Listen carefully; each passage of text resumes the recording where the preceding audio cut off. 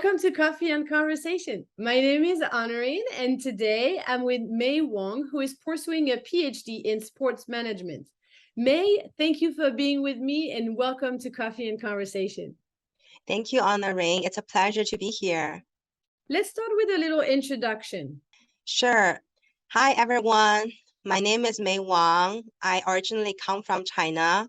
I'm a second-year PhD student at Florida State University. I am studying sport management, which is with the College of Education. I am so honored to be here. Thank you for inviting me, Honorine, to have this opportunity to share a little bit about myself. I grew up in China, and I spent about 15 years working in the sports industry, mainly on sports venues and on professionalization of sports. So what I did in that 15 years was to mainly bring American business models for sports and entertainment development into China.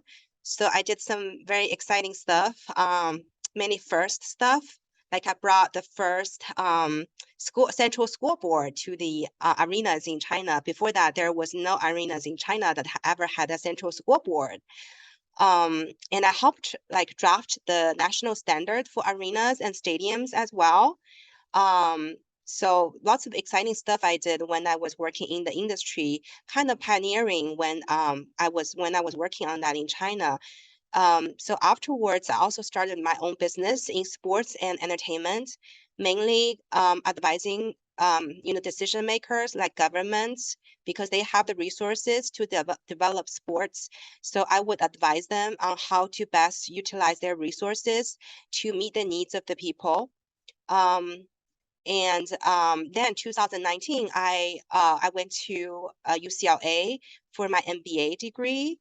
I graduated 2021, and I came to FSU to pursue my PhD studies, which is more specialized in sport management. So very, very exciting for me because I'm now transitioning to a scholar. It's kind of very different from, working in the industry as a manager or executive or an entrepreneur.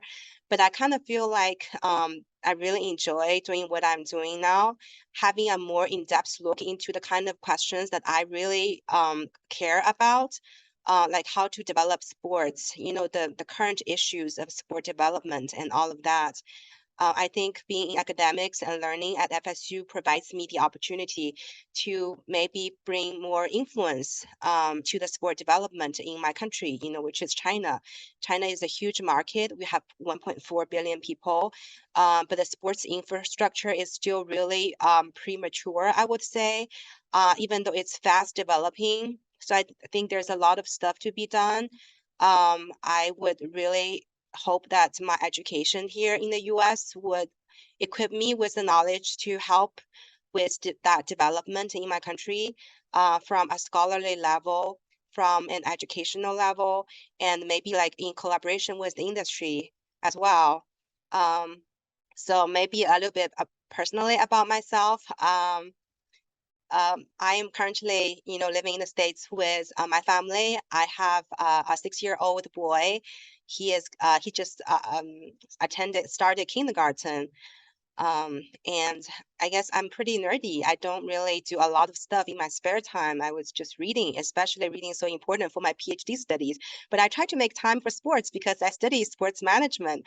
But I would say I'm more like a fan than a practitioner myself. I did learn a little bit of martial art from my husband.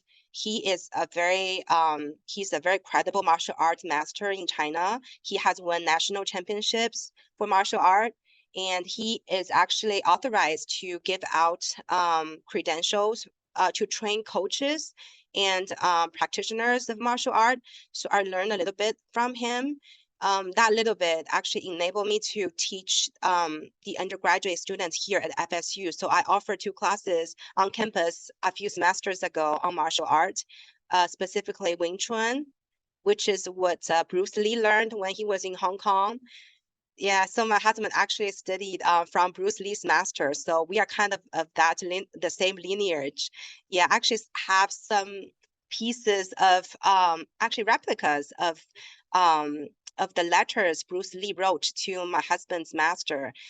telling him that he just moved to Los Angeles, he's making good money, making movies, and he bought a house in Bear Air and all that stuff. So I kind of have a replica of that, which I think is super cool.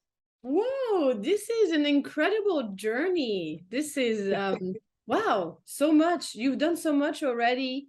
And I feel it's like FSU is kind of a new step, a new chapter in your life, a new beginning. Yeah, definitely. Yeah, I mean, I don't think I'm like a typical student. I know many students are younger here.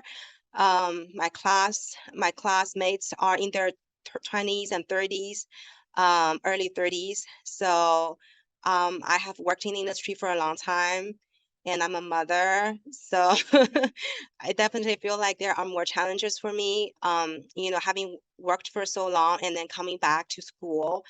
But FSU is just really the place I wanted to be. I've been here, this is my second year. I really celebrate my decision to come here. Was it a difficult decision? Because it sounded like your life was very exciting back then, like working on the Olympic Games, so many Mhm. exciting stuff and like important stuff. And now you are a graduate student. And how do you feel about this change? And do you sometimes regret your decision? Oh, that's an interesting question. Yeah, it's definitely different for me now coming back to school. Just as a student, I mean, studying UCLA was a little bit different because I was studying business. I was working at the same time. It's kind of part-time, but now I am a full-time student and I have a backpack. I come to campus every day, eat in the dining halls, all of that stuff. And like you said, it's kind of different from the more glamorous life I had before, working with government.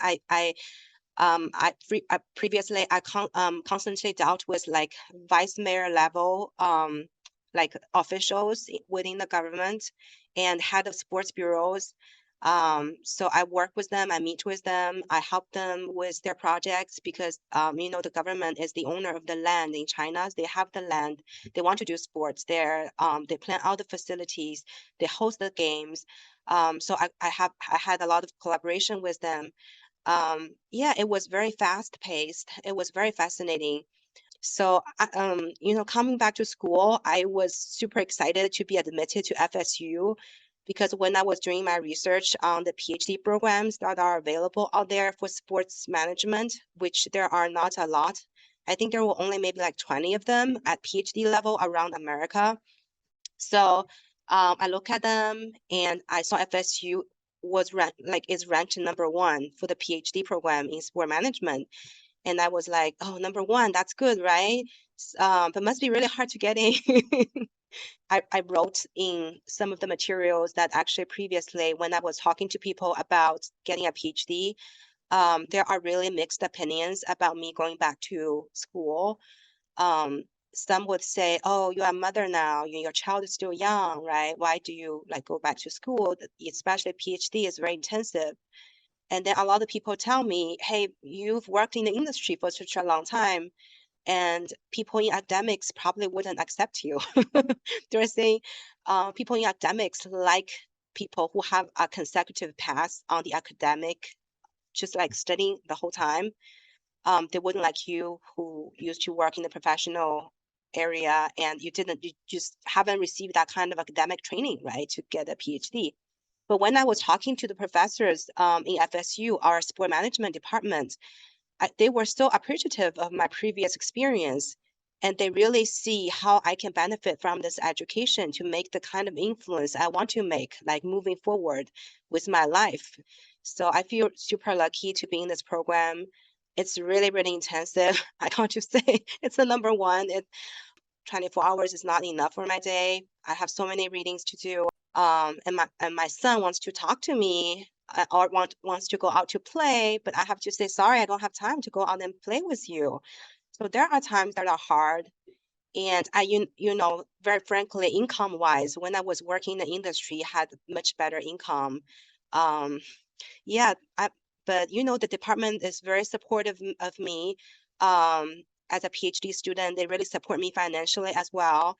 Your office OGFA really supported me as well. So I feel like I got lots of support, even though I didn't make as much money as I used to, honestly, in the industry. But I feel like I'm investing in myself. Like I said, investing in yourself is so important. My husband always reminds me, he said, in order to build a very tall building, you have to build a great foundation. So when you are doing that foundational work, you are kind of underground, right? Nobody sees you. You are kind of in the shadow. And it may not be as fun, but when you spend that time digging really deep, seeing really the dark stuff like underneath the ground, the more you do that kind of stuff, when you have your building, it's going to be very tall, very magnificent. So I try to inspire myself that way, thinking that I'm trying to build a foundation for myself so that I can build a high rise in the future. So kind of like that. This is a really good metaphor. That can, yeah, that's a you'll have a wise husband. Thank you. My last question is, how do you see yourself in 5 years from today? 5 years. So I have three more years to go for my actually two more years to go for my program. So I will become hopefully Dr. Wang by then, 2 years. And then I really see myself teaching as as a teacher and as a researcher. Probably find a job in a higher education, maybe in America, maybe in China. That's unclear yet, just because I still have 2 more years to go. But I know I would really want to be a bridge between China and the US because I feel like there are lots of synergies to cooperate.